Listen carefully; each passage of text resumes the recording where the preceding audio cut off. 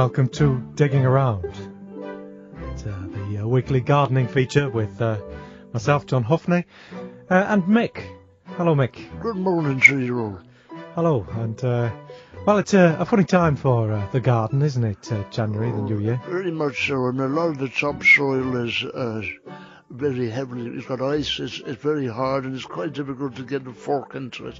But persevere, because before you know it, it'll be spring, and you'll be glad that you've turned over the soil. Absolutely. For those of you thinking it's completely pointless, it isn't. Never pointless. Now, you can get in touch if you've got any gardening questions. It's 87222. Start your text message with the word talk. Or you can tweet at Talk Radio. Or you can just keep your thoughts to yourself. Now, we've got an email here for you, Mick. This is from Leslie. Now, I don't know if that's a woman or a man. Leslie Crunkstein or Crunkstein. She writes, I have gravel in my front garden. Right. Now, increasingly, she or he has been finding poo in it.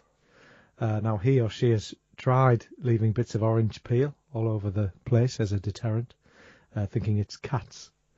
Now, she or he has also found that most Sunday mornings, she or he is waking up with a splitting headache, and that there's also some fairly heavily soiled trousers in the bottom of his or her wardrobe.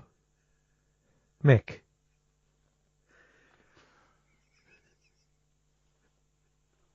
Well, Mick? I'm sorry, I got choking on a biscuit. Now, this is a common thing that cats you'll find and foxes, urban foxes, will like to do the business on gravel. This business of leaving orange peel and so forth, yes, is it's a deterrent to cats who might come out at night. I'd be very interested to know if Leslie, if he or she has seen any foxes, urban foxes. Their feces does smell particularly awful. And what's the smell? Can you describe the smell? If you imagine a rancid cheese. Right. But it's quite florid. It's got a floral sort of... and I find with cats, there's a sort of burnt coffee. A burnt coffee. Sort of smell. Quite acrid. Acrid burnt coffee smell to cat feces. Dog feces is a different thing altogether. It's a sort of more meaty, mustardy almost. Mustardy. Good morning to anyone enjoying their breakfast. Good morning. What I would say is if you're having, trouble with your own, going out drinking at night, always try to make it home and use your own facilities. So don't go on your own. Not gravel. the front drive. No. Well, I hope that's helped clear it up for you, Leslie. Certainly, the other thing is get a sieve. Geraint, he's written in to say that that's not his real name, and that he had a hoe in his backyard last weekend. Right. Now, he said he found it really hard going to start with, but as the soil loosened, he really started to get into it. Right. I have a collection of hoes in my lockup there.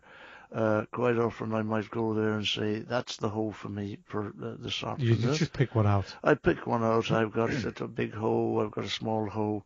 But I find that in the summer, it really comes into its own. It's hot. Yeah.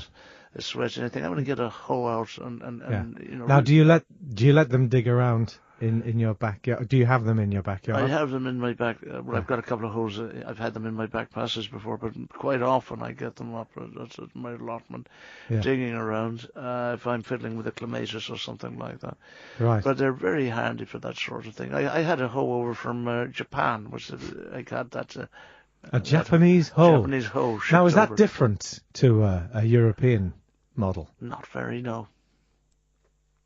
Well, Geraint, hope you have some good times loosening up your soil. With a hoe. Now, we've had a couple of text messages coming in. Will, good morning to you. He says, hello. My garden grows substandard radishes. Please advise. Well, a radish, of course, will respond to a really, I think what you need is quite damp weather to get it going about this time of year. Right. And then I find that you chop up a radish, and then it's very handy, lovely with a salad. What's the problem with this radish? Well, just that they're substandard. Shriveled. I would guess shriveled. Do you have any tips, and for you yourself, how do you harden off? Well, I harden off. I make sure that my radishes aren't too shriveled this time of year. Right, you keep them firm. I might keep them really moist. firm and moist. But what I find is that round about springtime, when I start getting my radishes out, I have them with a salad, but they will make you blow off something terrible. I had some people over for tea, and we had a picnic outside. I invite them up to my allotment there. And there's not a lot in the shed there. We have it's a few drinks and what have you, flick through the odd razzle.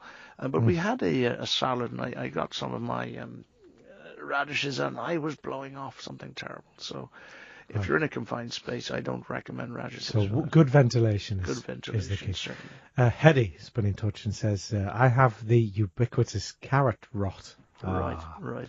That's been going about ever since I plunged my root veg in the wrong bed. Now, is it likely to infect the odd artichoke? Also, P.S. Should I allow my marrow to increase beyond 7 inches? Right. I'm afraid that the taste might suffer. I think that person is obviously making rude double entendres about root vegetables, which I won't have any truck with. Right. Because if you see it, if I'm going to I'll do it myself. You whip it out. I'll whip it out. I don't like double entendres up in my allotment, no.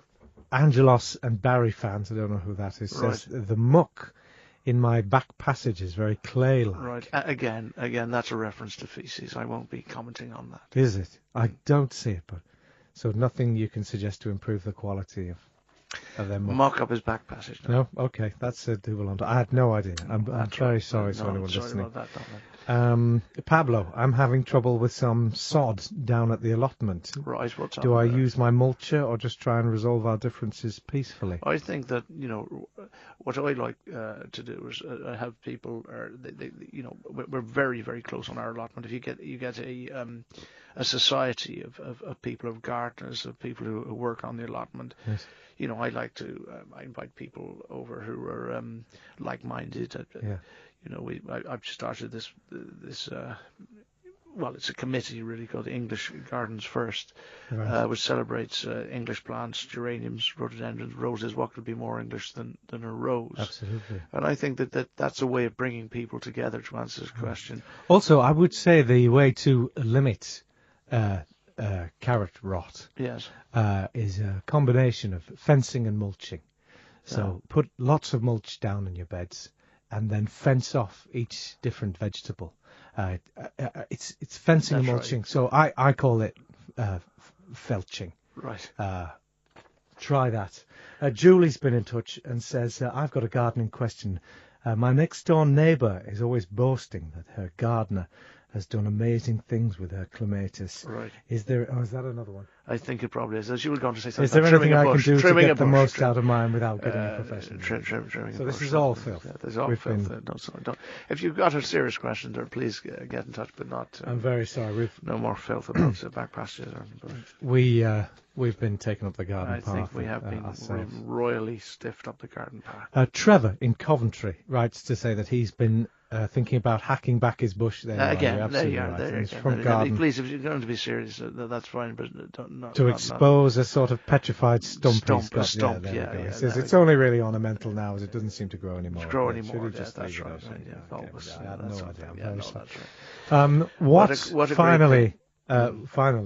Mick, what should people be doing in their shed this week? Well, what I like to do is, as I say to you, I have people there, get people over, have a few drinks, and really get out and enjoy it. Because, as I say, in this weather, you might want to huddle down, get a candle, snuggle up together, have a few drinkies, the IPA, I've got my local Spar. They're doing a special offer on that. Right. Get really tanked Just up. really off your head. Really off your face. Absolutely flying. I've got some roll-ups I like to have. We have a little bit of a smoke. Yeah. And have some Completely good old buzzing. drinks. Get absolutely Love off our that. faces. Absolutely so I'd recommend that on your laptop. Finally, Jem says, John and Mick, I've been having a great deal of difficulty with growing grass in my north-facing garden. Right. It might be the cold. Any tips for keeping it warm? Grass. Just, yeah. I don't Just know get a what that life. is. Get a life, Jem. You're not going to be serious about it. Yeah, you're boring us to tears. Thank you. Right, that's it from Digging Around with me, John Huffney, and Mick. Thanks very much, as ever. Thank you very much. And goodbye forever. Bye-bye. We've got the news coming up.